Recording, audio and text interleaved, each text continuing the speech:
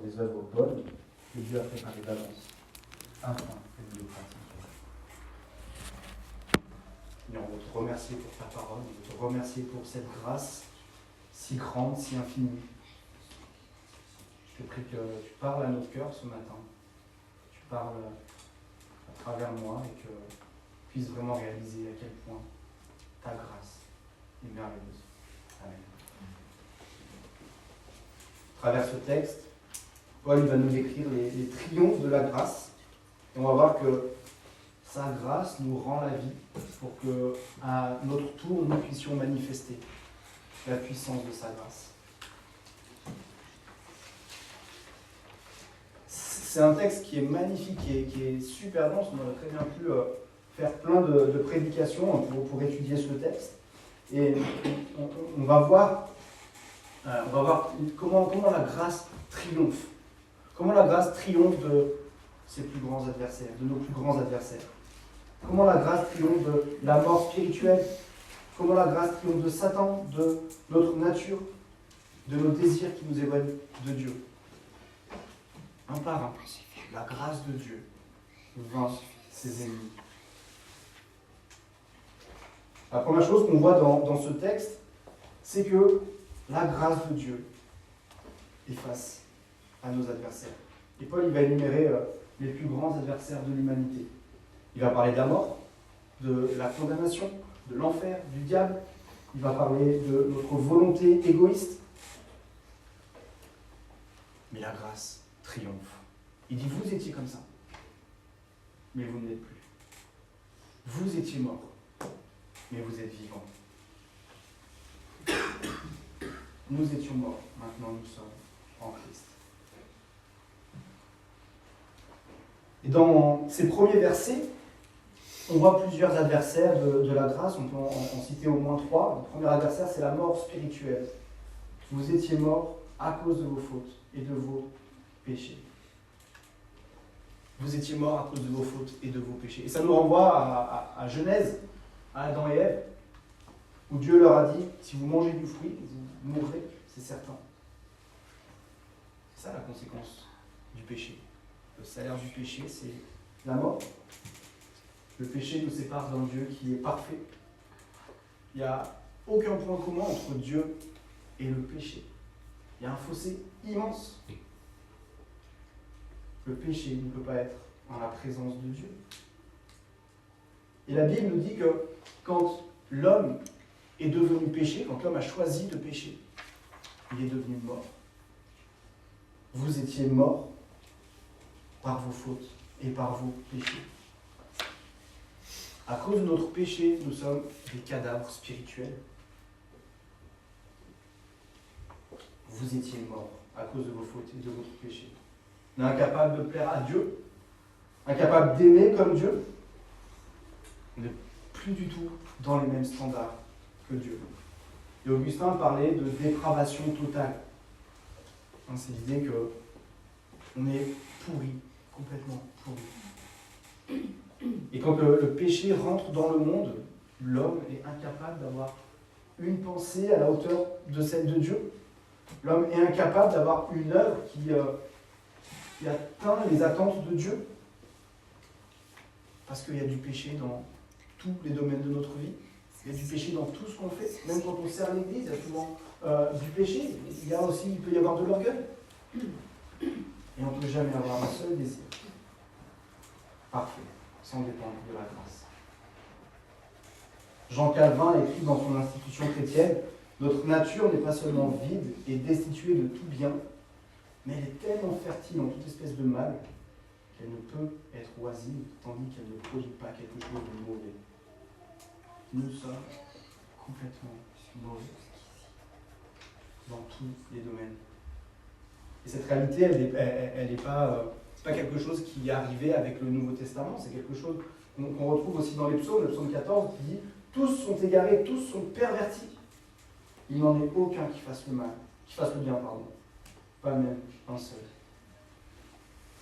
On est juste incapable de chercher le désir de Dieu. Et la réalité, c'est que sans la grâce de Dieu, nous sommes morts, incapables de toute œuvre spirituelle. J'aime beaucoup cette citation de Carson qui dit « Les gens ne dérivent pas vers la sainteté.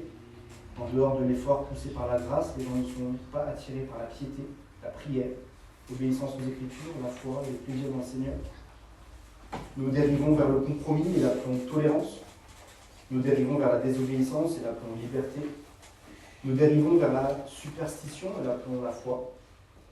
Nous chérissons l'indiscipline, de la perte de maîtrise de soi et l'appelons relaxation. Nous nous efforçons de ne pas prier et nous nous leurrons en pensant que nous avons échappé au légalisme. Nous glissons vers l'impiété et nous nous persuadons que nous avons été libérés. Sans Dieu, nous sommes continuellement dans une pente glissante qui nous éloigne de Dieu. On a besoin de sa grâce. Mais Paul écrit, vous étiez morts. C'était votre identité, ce n'est plus votre identité. Vous étiez morts. Une fois qu'on a goûté à la grâce, nous ne sommes plus. C'est qu'à la spirituelle, nous sommes vivants. Et si on ne comprend pas à quel point on a besoin de cette grâce, on a besoin de ce salut, on a besoin d'être racheté, on ne peut pas goûter aux bénédictions spirituelles de Dieu. Nous avons besoin de comprendre ça. Parce que ce que je mérite par mes œuvres, c'est pas compliqué, hein, c'est l'enfer. Il n'y a rien d'autre. La grâce nous sauve de la mort spirituelle. Deuxième ennemi de la grâce, c'est le monde. La pensée du monde, le courant du monde. Vous marchiez autrefois selon le cours de ce monde. Ce monde, il vit sans Dieu. Et il a tendance à nous faire penser que nous n'avons pas besoin de Dieu. Et si vous regardez le fil des générations, le fil des siècles, l'humanité, elle ne devient pas de plus en plus sage. Hein. Et ce sera pareil plus tard. Le monde nous dit que nous n'avons pas besoin de Dieu. Et il y a une certaine pression qui veut nous faire croire ça et qui veut nous conformer au monde. Pression pour se conformer à l'évangile de notre génération, qui dit que le bonheur c'est maintenant, que le plaisir c'est la quête des plaisirs, c'est quelque chose qui va te rendre heureux, et qu'accepter le péché finalement, c'est pas si grave que ça. Et Paul nous rappelle que face à cette pression qui nous écrase constamment avec nos familles, nos voisins, les institutions, les médias, face à cette pression, la grâce l'allège. La grâce l'allège parce qu'elle nous donne des désirs qui sont supérieurs à ceux du monde. Des désirs de suivre Dieu. Avant la grâce, on était conforme, on se conformait au monde. Et la grâce nous fait nous conformer à Christ. William Fenner, un théologien du XVIIe siècle, a dit « La grâce intervient non pas pour enlever nos désirs, mais pour élever nos désirs. » Nos désirs sont élevés par la grâce. Et il y a une autre citation qui m'a beaucoup accompagné à un moment de ma vie, je ne l'ai pas retrouvé exactement, mais c'était dans un livre d'éthique chrétienne. Et l'auteur disait que le choix, quand on lutte contre un péché, quand on a des désirs qui sont bas, le choix, ce n'est pas de s'éloigner de quelque chose, de s'éloigner de ces désirs-là, mais c'est de se rapprocher de quelqu'un. C'est de se rapprocher de Christ qui élève nos désirs. La grâce n'intervient pas pour enlever nos désirs, pour retirer quelque chose, mais elle intervient pour que nos désirs soient bien supérieurs.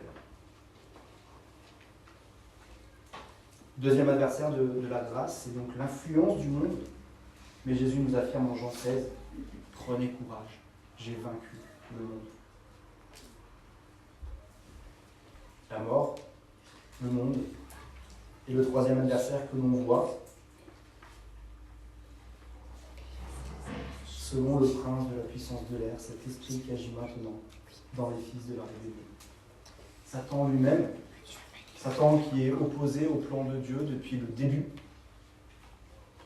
Satan qui a encouragé l'humanité à se rebeller, le prince de la puissance de l'air, Satan qui est le chef des démons, leur leader, qui était le premier à se rebeller. Satan qui est le chef de la plus grande religion de l'humanité, pas dans le sens où des personnes l'adorent, mais dans le sens où des personnes se détournent de Dieu. Satan, c'est un chef puissant, et Paul nous dit en Éphésiens 6, car nous n'avons pas à lutter contre la chair et le sang, mais contre les dominations, contre les autorités, contre les princes de ce monde des ténèbres, contre les esprits méchants dans les lieux célestes. Satan qui est le prince de la puissance de l'air. Comme l'air, sa puissance est élevée. Comme l'air, sa puissance, elle est invisible.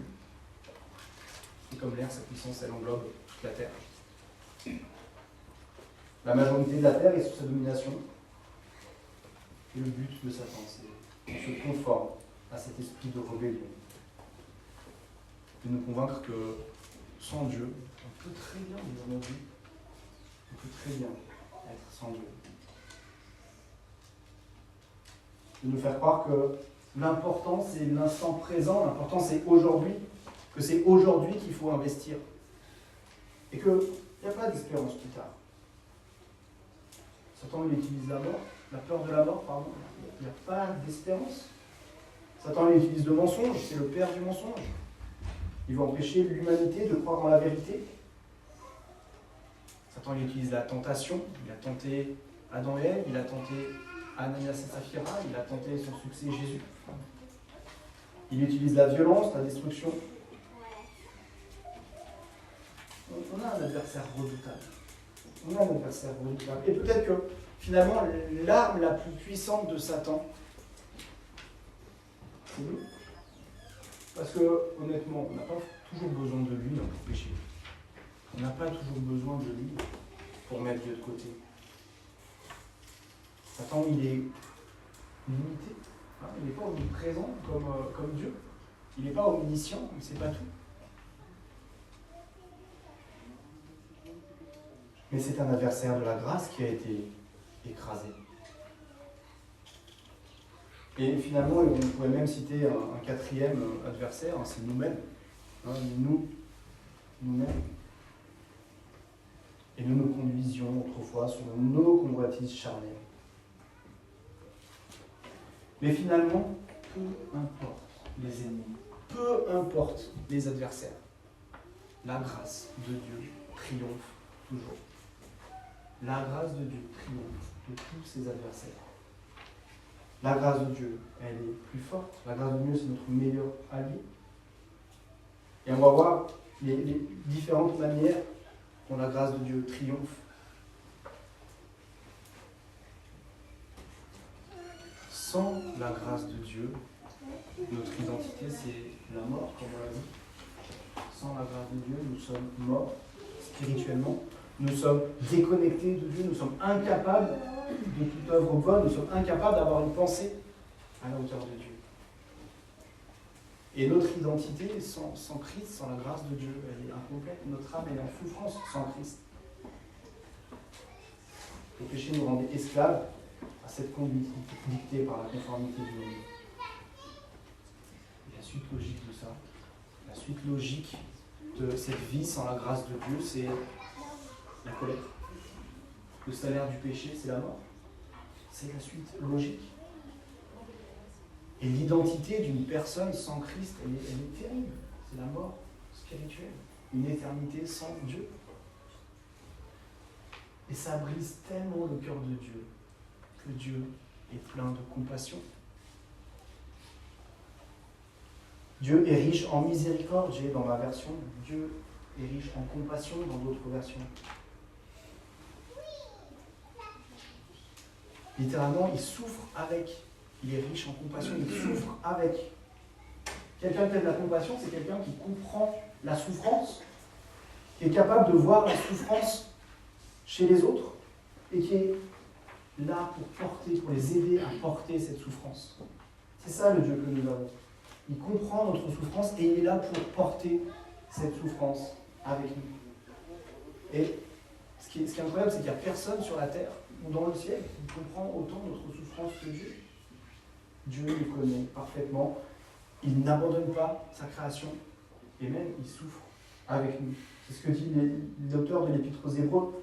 Nous n'avons pas un grand prêtre qui serait incapable de compatir à nos faiblesses. Au contraire, il a été tenté en tout point comme nous, mais sans commettre le péché. Approchons-nous donc avec assurance du trône de la grâce, afin d'obtenir compassion et de trouver grâce pour un secours opportun. La compassion, c'est comprendre la souffrance et participer à la soulager, aider à la soulager. C'est ce que Dieu veut. Dieu veut que chacune de nos souffrances soit vaincue. Et même avant que l'homme n'ait choisi de pécher, Dieu avait déjà choisi de souffrir avec nous. Dieu avait choisi d'être compatissant. On n'est jamais seul dans la souffrance. Dieu est compatissant. C'est sa nature même. On le voit à plusieurs endroits. Dans Psaume 103, l'Éternel est compatissant et miséricordieux.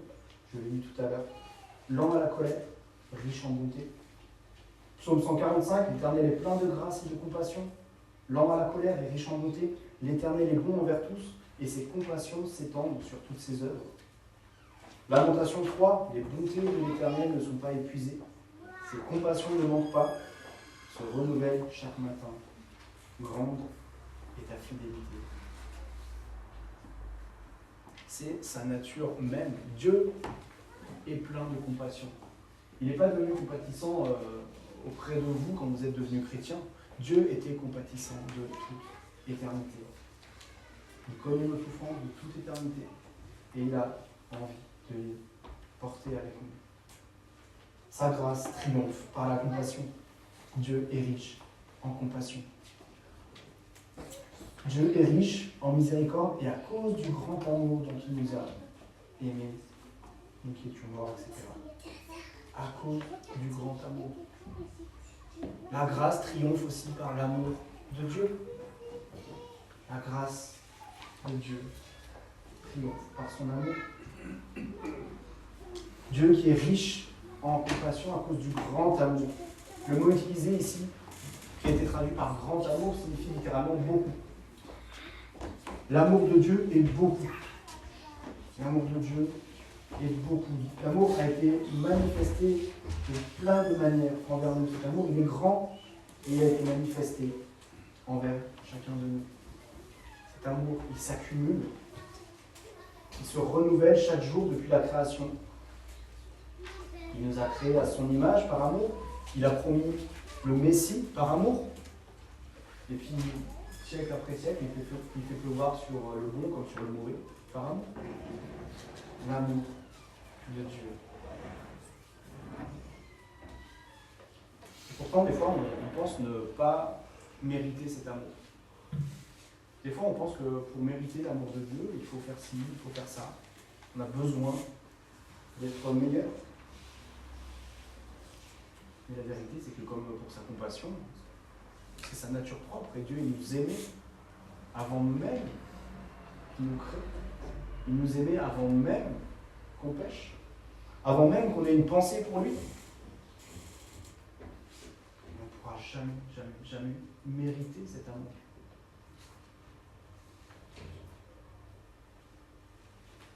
Son amour est plus grand que chacun de nos manquements.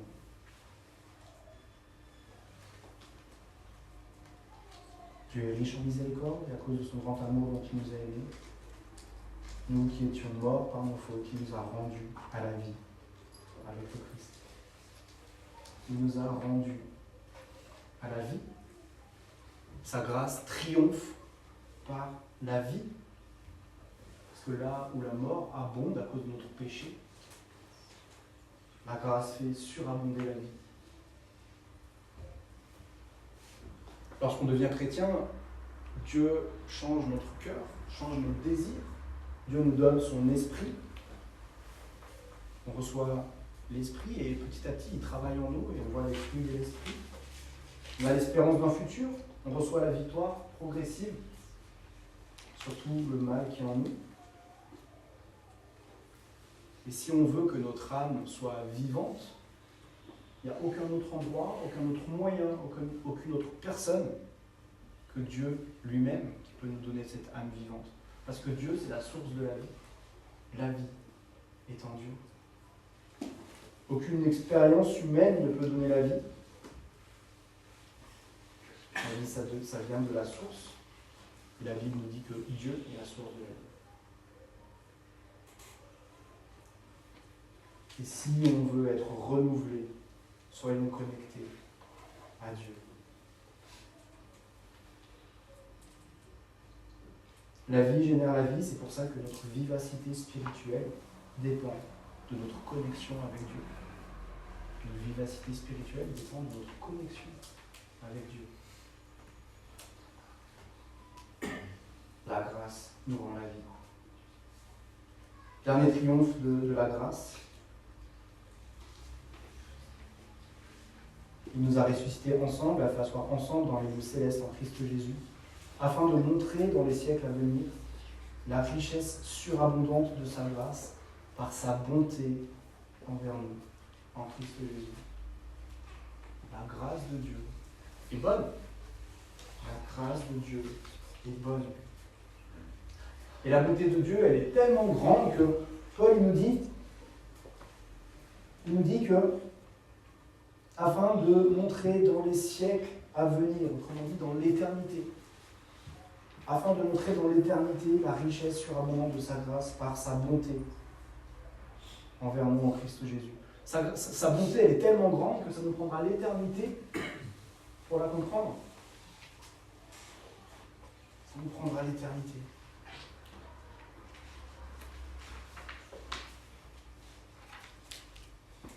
Notre identité en tant que chrétien, c'est qu'on est à côté de Christ. On est victorieux en lui. Et Paul il utilise un mot, plusieurs fois, un mot qui est intéressant. Je ne sais pas si je l'ai dans cette traduction. Il nous a ressuscités ensemble et fait asseoir ensemble dans les lieux célestes. J'aime beaucoup ce mot « ensemble ». On est ensemble. Nous sommes l'Église.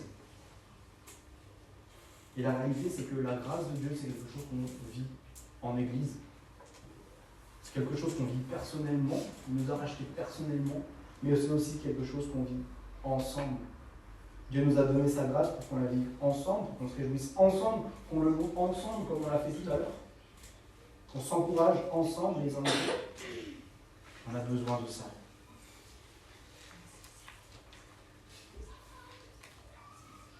Alors on a vu plusieurs ennemis de la grâce, on a vu que la grâce triomphe de ses ennemis, on a vu de quelle manière. Voyons maintenant quels sont les fruits de la grâce, les bonnes œuvres que Dieu prépare pour nous. Les versets 8 et 9 de notre passage font partie des versets les plus connus de la Bible. C'est par la grâce, en effet, que vous êtes sauvés, par le moyen de la foi. Et cela ne vient pas de vous, c'est le don de Dieu. Ce n'est point par les œuvres, afin que personne ne se glorifie.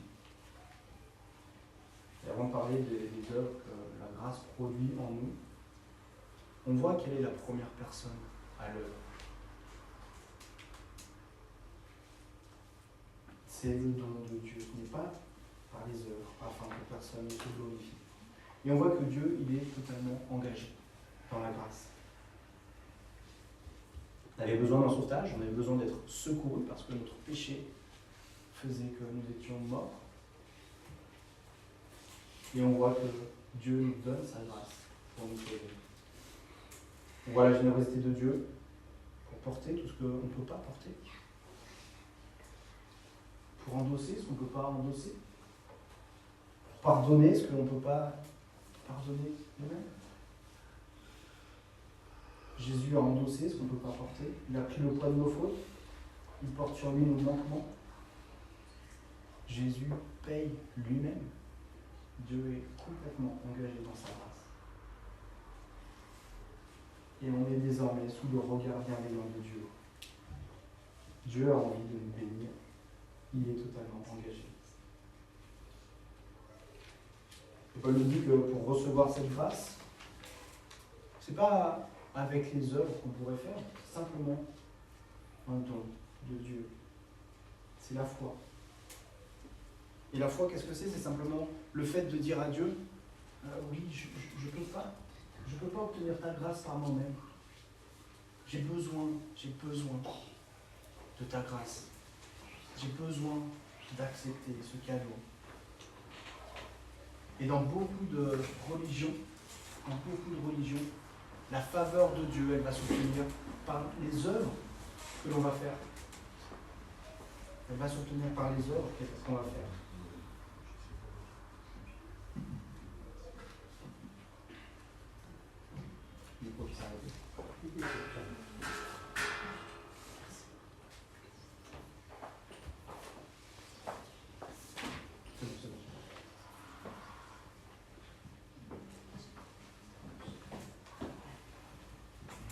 Vous prenez toutes les religions du monde, on va vous conduire, on va vous donner une conduite à suivre dans l'espoir, pas dans l'assurance, dans l'espoir de plaire à Dieu.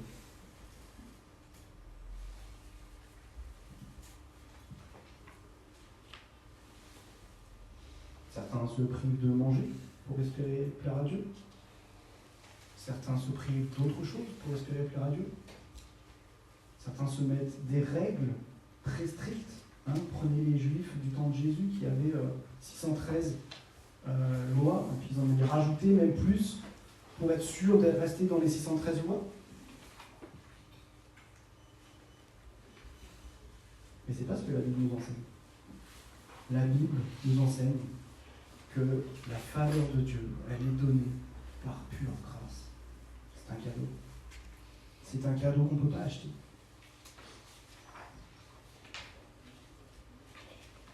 Et c'est quand on reconnaît vraiment qu'on a besoin de ce cadeau qu'on peut le recevoir.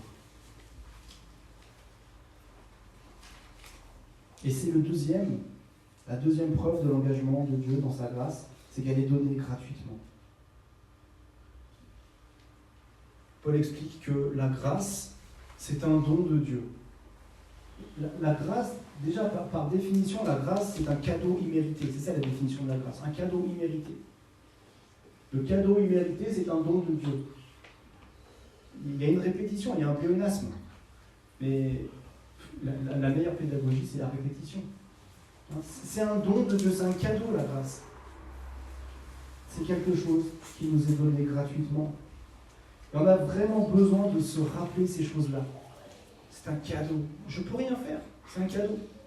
Parce que notre nature, elle a envie de gagner des points, elle a envie de grappiller, elle a envie de mériter quelque chose. Mais non, c'est un cadeau. Dieu nous aimait de tout son amour avant qu'on se repente. Et ce qui est intéressant, c'est que le mot don qui est utilisé ici, très très souvent dans le Nouveau Testament, il est traduit par offrande. C'est une offrande. D'habitude, c'est nous qui allons faire une offrande à Dieu dans plein de religions. C'est l'homme qui va faire une offrande à son Dieu. C'est Dieu qui nous fait une offrande. Dieu nous fait une offrande. Est-ce qu'on accepte ? Est-ce qu'on accepte ? Troisième chose qu'on voit, c'est que la grâce est une source de fierté. Ce n'est point par les œuvres, afin que personne ne se glorifie. Oui, c'est quand même une source de fierté. La grâce nous permet de trouver notre fierté en Dieu, pas dans mes œuvres, pas dans ce que moi je vais faire. Mais la grâce me permet d'être fier parce que le salut de Dieu, il est merveilleux. Nous pouvons être fiers de notre Dieu, nous pouvons être fiers de son salut. Parce que, au final, si mes œuvres étaient suffisantes pour racheter mon salut, j'aurais même pas de quoi me glorifier, parce que ça voudrait dire que le salut, finalement, il n'est pas si précieux que ça. Et le salut que Dieu nous offre, c'est un salut qui n'a pas de prix, enfin si, qui a le prix de la vie de Jésus-Christ. Dieu lui-même, venu sur la terre, pour couvrir nos fautes. Le salut de Dieu, il est tellement supérieur à tout ce qu'on pourrait acheter. Passer l'éternité avec Dieu. Ça ne s'achète pas. Seul Dieu peut être le garant de notre salut. Et on peut être fier. On peut être fier du salut de ce Dieu. Et nous pouvons à présent accomplir les œuvres dignes de ce salut, uniquement par grâce. Les œuvres que Dieu nous donne de faire, elles sont belles. Et que celui qui se vante dans l'éternel. Et j'en viens au dernier verset de notre passage, car nous sommes son ouvrage. Nous avons été créés en Christ Jésus pour des œuvres bonnes que Dieu a préparées d'avance, afin que nous les pratiquions. Nous sommes son ouvrage. Nous sommes son œuvre d'art. Le mot, c'est poiemia, qui a donné poème. Nous sommes le poème de Dieu. Nous sommes son chef-d'œuvre, nous sommes une œuvre d'art pour Dieu. Et ce verset nous rappelle que Dieu est bon, il investit sa créativité, sa sagesse, pour que chacun d'entre nous, nous puissions être façonnés à son image. Devenir quelque chose de merveilleux, devenir une véritable œuvre d'art. Et si vous voyez, si vous regardez, vous prêtez attention au génie de Dieu dans la création, dans l'infini petit, dans l'infiniment grand, alors vous ne pouvez que être émerveillé par ce que Dieu a créé. Et Dieu, il vous a créé de la même manière. Nous sommes son ouvrage, nous sommes son chef-d'œuvre. Et quand on voit comment Dieu a créé ce qui nous entoure, on ne peut que s'attendre à de belles choses pour nous. Nous sommes son chef-d'œuvre. Alors peut-être que vous voyez votre vie et vous dites, mais moi j'ai des souffrances. Est-ce que ma vie c'est vraiment une œuvre d'art? Il y a des luttes. Il y a beaucoup de souffrances. Mais prenez l'exemple d'une sculpture. Prenez l'exemple de la Vénus de Milo. Bon, elle a poussé bras, mais on en avait à l'époque. Pour la sculpter, il faut enlever des morceaux de pierre. C'est une œuvre d'art, mais elle est passée par plein d'étapes. Et si, alors je ne sais pas s'il y a un granit ou quoi, mais si le granit pouvait souffrir, je pense qu'il aurait beaucoup souffert avant d'être la Vénus de Milo. Est-ce qu'on peut tailler une sculpture sans casser de morceaux? Et à cause de notre péché, on ne peut pas être cette œuvre d'art sans que Dieu travaille en nous. Et dans sa sagesse, Dieu utilise la souffrance pour faire son œuvre, pour nous rendre à l'image de Christ. Et quand on est soumis à Dieu, on se rend compte vraiment ce qu'il est en train de faire dans notre vie. On ne considère pas que ces coups de marteau et que ces coups de burin, c'est une erreur. Non, Dieu est en train de faire son ouvrage. Prenez l'exemple du joaillier qui taille le diamant.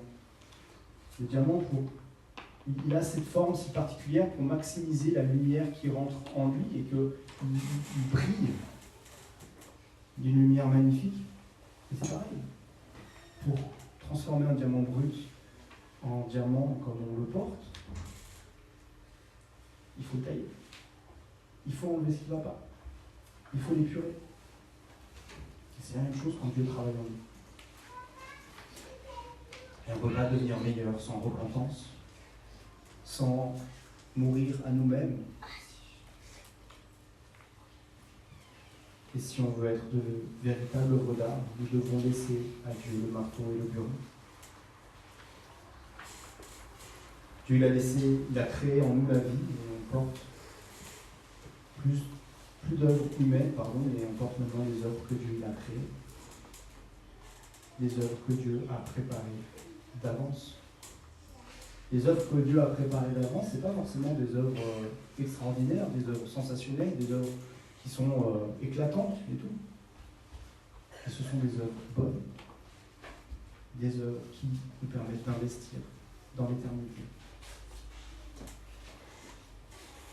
Paul nous rappelle que nous ne sommes pas sauvés par les œuvres, mais nous sommes sauvés pour les œuvres que Dieu a préparées d'avance. Thomas Julien, dans son étude sur l'épître aux Éphésiens, dit « Les bonnes œuvres, fruits de son travail en nous, ne nous conduisent pas à nous vanter, mais elles nous remplissent de joie et nous font prendre conscience de notre valeur. Un arbre n'est pas vivant par la vertu des fruits qu'il porte. Au contraire, c'est parce qu'il est vivant qui peut porter du fruit, qui devient source de bénédiction pour celui qui en mange. Il serait ridicule de prétendre redonner vie à un pommier desséché en lui ficelant des pommes aux branches. Par contre, la simple vue d'une récolte mûrissante en dit long sur la vigueur des troncs qu'il apporte. Le mérite n'en revient pas aux arbres, mais à Dieu, qui est la source de tout ce qui est bon. Pour conclure, rappelons-nous du contraste qu'on a vu entre ces différents versets. On était morts à cause de nos péchés. On a été sauvés, on a été rachetés par la grâce de Dieu. Et on est changé en instrument de bénédiction, en pratiquant les bonnes œuvres que Dieu a préparées pour nous. Alors, quelques questions pour terminer. Quelle est notre attitude vis-à-vis de la grâce de Dieu? Est-ce que on considère cette grâce de Dieu comme une bouteille de vin qu'on met dans un placard? Ou alors est-ce qu'on a vraiment conscience que la grâce de Dieu est merveilleuse parce que je méritais la mort et que je suis incapable de m'approcher de Dieu par moi-même? Est-ce qu'on réalise à quel point ce cadeau est grand? Comment est-ce qu'on s'approche de la grâce de Dieu? Et quelles œuvres est-ce qu'on veut porter? Est-ce qu'on veut porter des œuvres humaines par nos propres efforts, ou est-ce qu'on veut porter les œuvres de Dieu que Dieu a préparées d'avance? Parce que le verset nous dit les œuvres bonnes que Dieu a préparées d'avance afin que nous les pratiquions. Nous avons aussi un choix ici. Est-ce qu'on veut pratiquer ces œuvres bonnes? Je prie. Seigneur, merci pour ta grâce. Merci pour ce cadeau tellement merveilleux.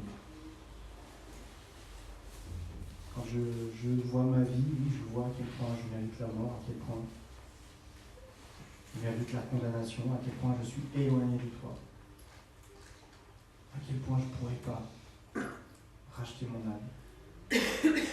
Merci Seigneur, parce que ce salut, il est offert, il est gratuit. Et Seigneur, je te prie que chaque jour on puisse revenir à la croix, chaque jour on puisse se rappeler à quel point tu es un Dieu qui aime, un Dieu qui est engagé dans le salut. Merci pour l'œuvre de Jésus-Christ à la croix. Seigneur, je te prie que nos cœurs soient vraiment malléables pour que tu puisses travailler en nous, que tu puisses travailler dans nos vies et que nous soyons des œuvres d'art qui pointent vers toi. Seigneur, que tous puissent te voir en nous. Amen.